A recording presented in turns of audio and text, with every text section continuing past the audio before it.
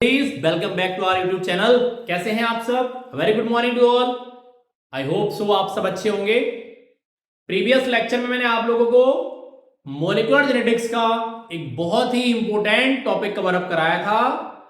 जो बच्चों का डाउट था कि सर हमें समझ नहीं आता कि प्यूरिन बेसिस कैसे याद करें और पायरिमिडीन बेसिस कैसे याद करें, और उसके बाद मैंने आपको एक न्यूमेरिकल निकालना भी सिखाया चारगाफ रूल का। आज हम लोग एक इंपोर्टेंट लेक्चर को लेकर आप लोगों के सामने प्रेजेंट हैं जिसका नाम है पैकेजिंग ऑफ डीएनए। ओके, देखेंगे। Let's begin. एक छोटा सा कॉन्सेप्ट आप लोग समझेंगे जरा। क्या समझेंगे? देखो बेटा, हमारे पास ये एक एनिमल सेल है। छोटा सा कॉन्सेप्ट समझिए। अब आप कहेंगे सर आपने एनिमल सेल क्यों बताया? तो बेटा इजिली याद होने वाला है और ध्यान से समझने वाला कॉन्सेप्ट भी है। देखो इसके अंदर ये न्यूक्लियस लगा हुआ है, न्यूक्लियस के अंदर। ओके, और इसके अंदर आपका ये हो गया जेनेटिक मटेरियल। थोड़ा सा ध्यान दो। अगर हम थोड़ा सा पॉइंट को फोकस करें तो आप कई सारे कॉन्सेप्ट मेरे साथ समझ पाएंगे। देखो एक हिस्सा ये हो गया, ये होगी कौन? Cell membrane. ये कौन हो गई? Nuclear membrane. ये कौन हो गया? न्यूक्लियोलस। ये कौन हो गया? डीएनए। और इसके अंदर बना हुआ कौन? न्यूक्लियोप्लाज्म। और ये कौन हो गया? साइटोप्लाज्म। ठीक है, अभी लेबलिंग करते हैं। देखो एक एक पॉइंट की पहले। तो सबसे पहले कौन सी? देखो सेल मेम्ब्रेन। चाहे सेल मेम्ब्रेन कह लो या फिर बायो मेम्ब्रेन कह लो, एक कॉन्सेप्ट आप लोगों को समझाना है। आई होप सो आप समझ भी पाएंगे। ये हमारे पास हो गई कौन सी मेम्ब्रेन बेटा? Nuclear membrane. कौन सा मेम्ब्रेन हो गया बेटा? Nuclear membrane. ये हमारे पास कौन हो गया? ये हमारे पास हो गया न्यूक्लियोलस। ओके, ये कौन हो गया? डीएनए। ये कौन हो गया? न्यूक्लियोप्लाज्म। न्यूक्लियोप्लाज्म। और ये हमारे पास हो गया साइटोप्लाज्म। अब हमें समझना है डीएनए को। प्रीवियस लेक्चर में आप लोगों को कवर अप कराया है जो ह्यूमन डीएनए होता है इसकी लेंथ अप्रोक्स कितनी होती है? 2.2 मीटर लॉन्ग होता है। अब ध्यान देना है बेटा, जब ये 2.2 मीटर लॉन्ग है तो एक कॉन्सेप्ट आप लोगों से पूछा जाता है कि जैसे कि एक हमारी बॉडी में स्मॉलेस्ट सेल कौन होता है? स्पर्म होता है, जिसका डायमीटर कितना है? Approx 5 micron metre. और डीएनए की लेंथ बेटा कितनी हो गई? 2.2 मीटर। अब भाई ये पूरी सेल का साइज है तो न्यूक्लियस और छोटा होगा। तो अब इतना long DNA, too much longer DNA इतनी स्मॉल सेल के अंदर आ कैसे जाता है?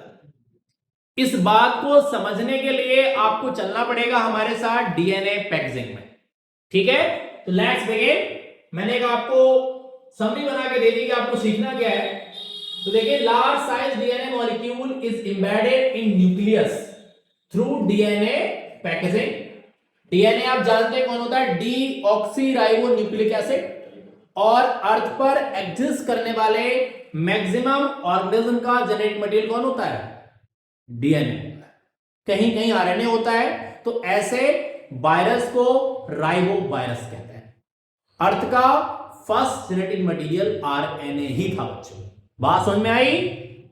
देखो, तो chromosomal DNA is packed inside microscopic nuclei. Nucleus का प्लूरल न्यूक्लियाई कहलाता है।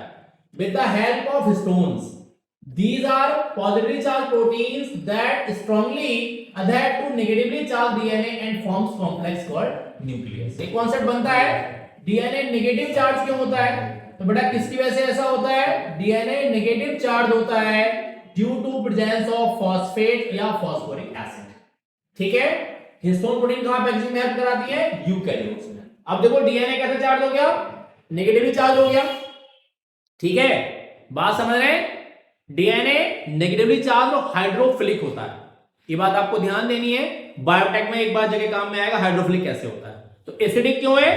तो मैंने कंपोनेंट में बताया उसके पास कौन होता है? फॉस्फेट। इस बात को किसने बताया था? ऑल्टमान ने। किसने बताया था? ऑल्टमान ने। किसने बताया था? ऑल्टमान ने।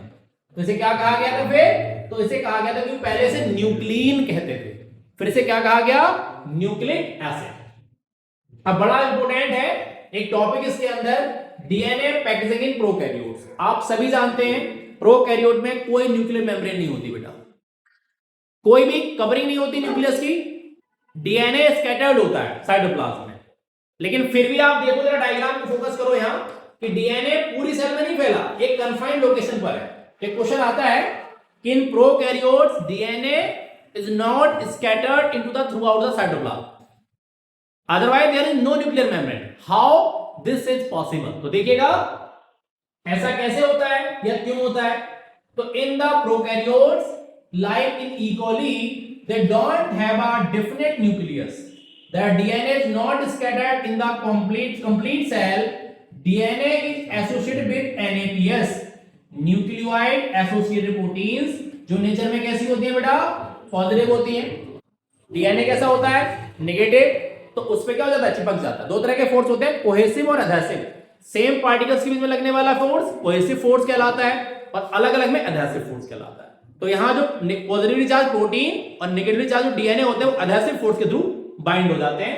इसीलिए देखो लिखा है called nucleoid and these proteins are also positively charge. तो आपने कई बार देखा होगा कि प्रोकैरियोट में अपन क्या लिख देते हैं, न्यूक्लियस में लेके कह देते हैं, या डीएनए में लेके कह देते हैं न्यूक्लियोइड। न्यूक्लियोइड क्यों कहते हैं, क्योंकि पॉजिटिवली चार्ज प्रोटीन्स उसके डीएनए पैकेजिंग में हेल्प करा के देती है। ठीक है, बात समझ में आ गई, क्लियर हुआ कॉन्सेप्ट।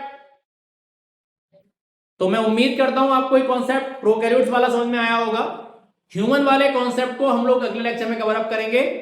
तब तक के लिए टाटा बाय बाय, और आप सब अपना ख्याल रखेंगे, अच्छे से पढ़ते रहिए और हमारे चैनल को लाइक एंड सब्सक्राइब कीजिए। Thank you everyone.